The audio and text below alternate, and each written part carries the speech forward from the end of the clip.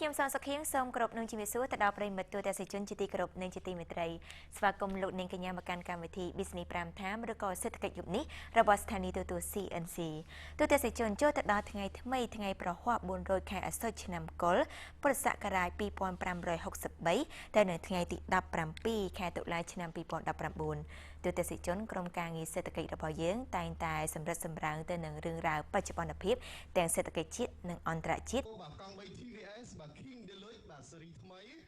មិនមែនមានតែអ្នករស់នៅភ្នំពេញពីរូបទេដែលបានឈ្នះរង្វាន់កង់3ចំនួន2គ្រឿងពីក្រុមហ៊ុន TVS ដែលជាក្រុមហ៊ុននាំចេញម៉ូតូកង់3ម៉ាក TVS ធំជាងគេបំផុតរបស់ប្រទេសឥណ្ឌាតែណពេលនោះក៏មានពលរដ្ឋ8រូបទៀតមកពីរាជធានីខេត្តក៏បានឈ្នះរង្វាន់ទូរស័ព្ទនិងប្រេងម៉ាស៊ីនផងដែរអ្នកដែលមានសំណាងបានឈ្នះរង្វាន់ម៉ូតូកង់3ចំនួន2គ្រឿងពីក្រុមហ៊ុន TVS ប្រចាំខែកញ្ញា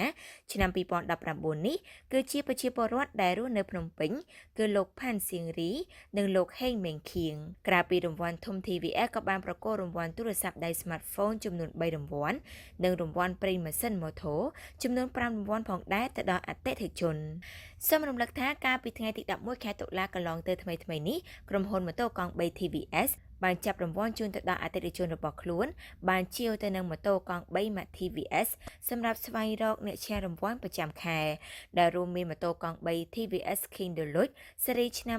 2019ចំនួន2រង្វាន់ទូរស័ព្ទដៃ Smartphone ចំនួន3រង្វាន់និងរង្វាន់ប្រេងម៉ាស៊ីនម៉ូតូចំនួន5រង្វាន់ចំណែកឯរាល់ការចាប់រង្វាន់សម្រាប់អតិថិជនគឺមានភាពសុក្រិតនិងយុត្តិធម៌ជាទីបំផុតម្យ៉ាងទៀតចំពោះអតិថិជនដែលមិនទាន់បានឈ្នះរង្វាន់ប្រចាំខែសូមកុំទាន់អស់សង្ឃឹម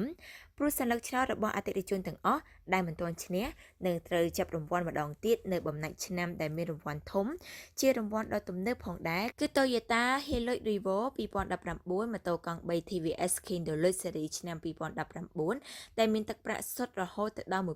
$1000ទូរស័ព្ទដៃ Smartphone និងរង្វាន់ជាច្រើនសន្ធឹកសន្ធាប់ទៀតដើម្បីបង្កលក្ខណៈងាយស្រួលទៅដល់អតិថិជន TVS ក៏បានសហការជាមួយនឹងធនាគារ AEON ដែលជាដៃគូសហការបង់រំលោះរបស់ម៉ូតូកង់3 TVS ផងដែរ